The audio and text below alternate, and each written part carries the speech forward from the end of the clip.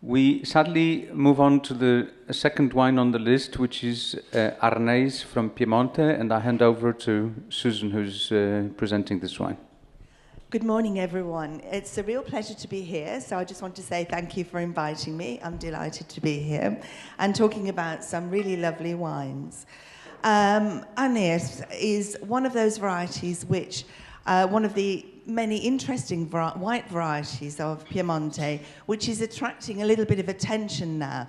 It's got that very pretty aromatics, something like lime blossom, lime flowers, some citrus, yellow flowers kind of fruit. This one is made in a slightly more serious way, in the sense that it's a wine that can age, that has some aging potential. It's a meticulous selection of the Warsaw vineyard, which faces southeast on a marl soil. And the grapes are harvested in 3 stages. I'm looking over at the owner and winemaker over there in case I miss anything for the moment. But in 3 stages. So they would harvest the ripest grapes and keep them under ice. And sometimes there might be as much as 15 days between the second part of the harvest. And then there would even be a third harvest sometimes. And then the grapes will be put together and fermented. And the fact that the freshly picked grapes and the grapes that have been kept under ice will make the temperature just the way they would like it. Just have a moment to taste it if you haven't already.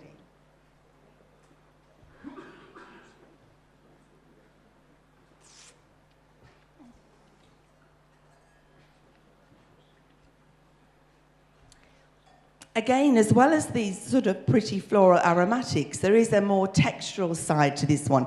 And this wine is kept on the lees, with batonnage on the fine lees in stainless steel, temperature control. And this, of course, gives it more roundness, more mid-palate, more body, and more potential to age.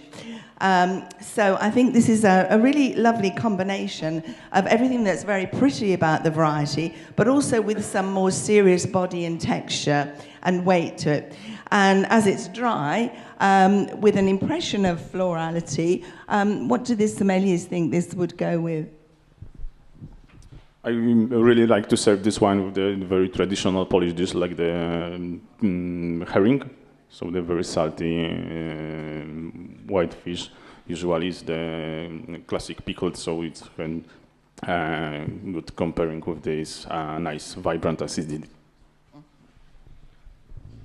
I really love this wine, and I love the work of the producer, Giuseppino Anfossi, who is here with us, a long-time friend of mine, and not only because each year he invites me to a lovely dinner to his place, and his wife is a glorious cook, I can tell you, better than many restaurants in the area. But also we each time have a vertical of this wine from several vintages.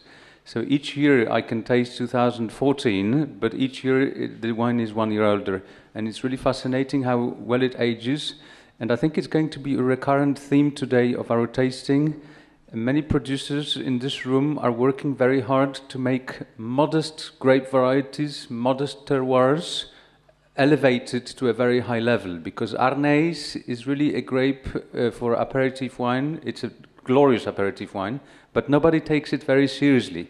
It's normally an easy commercial wine, and there are only very few producers who look at it more seriously. And we specifically have no Cabernet Sauvignon or no Chardonnay today on the tasting, but we are tasting many interesting, lesser-known varieties that are made super serious by great winemakers like Giuseppino and his consultant Sergio. Is Sergio with us or still? Okay. Maybe still partying, because Sergio is a party animal, I can tell you.